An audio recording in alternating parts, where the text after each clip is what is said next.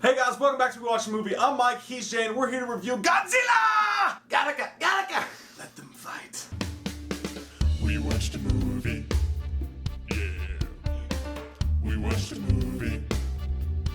We watched it. So, I mean, we won't really say much at all about the movie because giving anything away is pretty much spoiler territory. We are going to do a spoiler review for it. But basically, you know the players are in this. Bryan Cranston's in it. He's obsessed with trying to let people know what's about to happen. I thought he was trying to find Malcolm. He never He's running around Where's everywhere. Malcolm?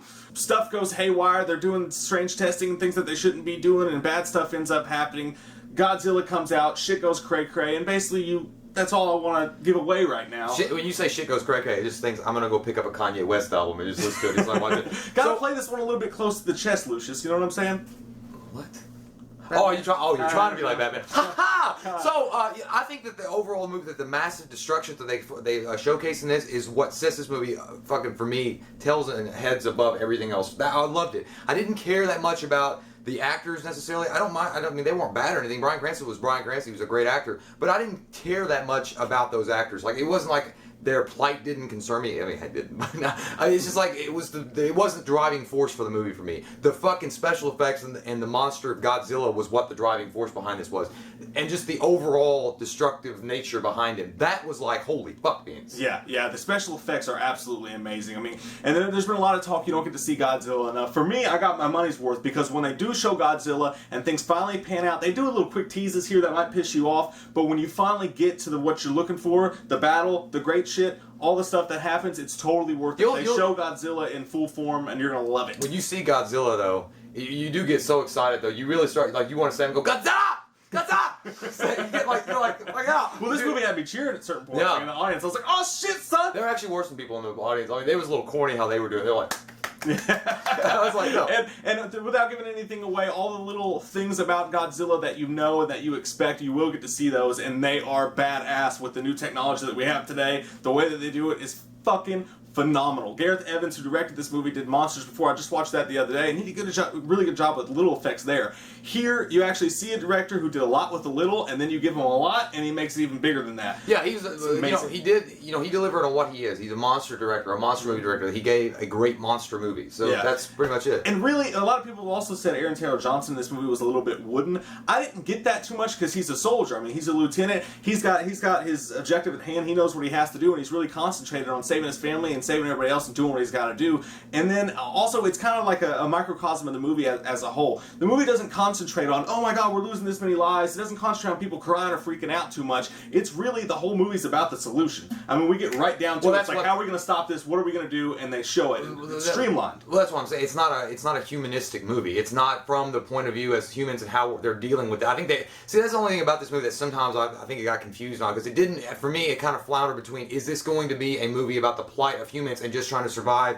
this monster and this destructive force, or is it going to be a monster movie about, a monster that's fucking wreaking havoc and you're going from his point of view? Yeah. And it kind of flip-flopped from that, because sometimes with Aaron Taylor Johnson and his family, it would be there and the acting would be there, but it just died. It didn't really go anywhere with how he moved with his family. And I think that's what people got mad about it, because Bryan Cranston brings such a tour de force emotional performance in anything he does, and he is like even in this movie, certain scenes like he's it's emotional, but Aaron Taylor Johnson is just sometimes like how he reacts to his family or the news about his family or where they are and what's going on.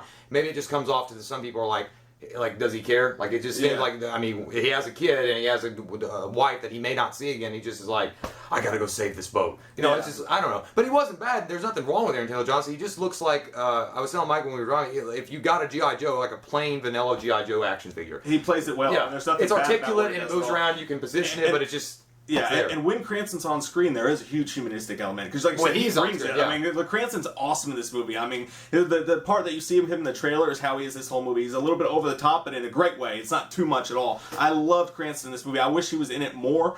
But, I mean, at the end of the day, this movie, it brings it. I mean, you're going to get the Godzilla you want. You're going to get the special effects you want. You're in awe at some points of the film when it comes on. You're just like, holy shit. But they really do stick on the story. Like, a lot of people complain there's not enough Godzilla. But the story, I mean, they really play out piece by piece what's going to happen. And if you pay attention and you go in knowing you're not going to see Godzilla breaking shit for the whole 2 hours, and they really focus on the story and how they're going to fix it, this movie's all about the solution. How are we going to stop Godzilla? And it really like intricately talks about how they're going to do that. So a lot of the story's focused on that. If you go into the movie knowing that, but knowing that you're going to get a huge payoff at some point in the movie, you're going to get what you want. For me, this was a 9.0, man. The score was perfect as well. I'm going to give this movie an 8.5. I liked it as a monster movie. I thought it was a fun, overreaching, great, awesome performance in the movie as far as the special effects and how they handled the monsters. But as far as like certain other things that I didn't get from it, but it wasn't that bad. I went in expecting one kind of movie, but I get another. Well, I think maybe I was going with the expectations that it was going to be like Godzilla. Godzilla was a movie really about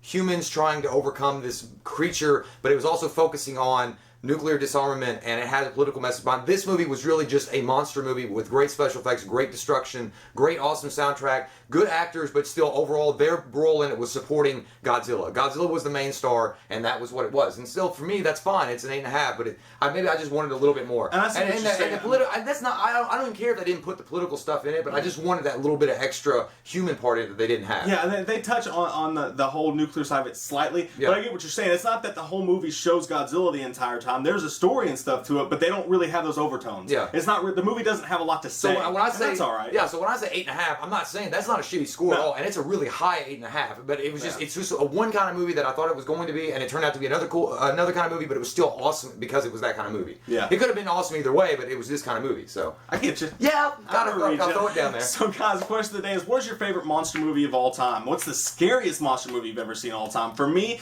this movie had its scary moments in it, like a mass destruction. Like, oh shit, look at that giant fucking thing right there. But at the same time, Cloverfield with the found footage, that's just the way that they did it, Cloverfield's still a scarier movie, even though I think this movie's better. Okay, as far as scarier movie goes, like scary monster movies, I would have to say Big Mama's House 2. No, my favorite scary movie with monster in it was Alien, the original Alien movie. Yeah. That fucking movie was scary as shit, and it was scary, like it was a horror movie in space. Yeah. So Cloverfield's up there too, but that was a lost footage film, but it was still awesome. But yeah, Alien scared the shit out of me. What's yours? Comment below, let us know. Until next time, guys, click that like button, that subscribe button. I'm Mike, he's Jay, and we'll see you next time we watch a movie with a spoiler review, Godzilla spoiler. Read that shit. We watched a movie. Yeah. We watched a movie.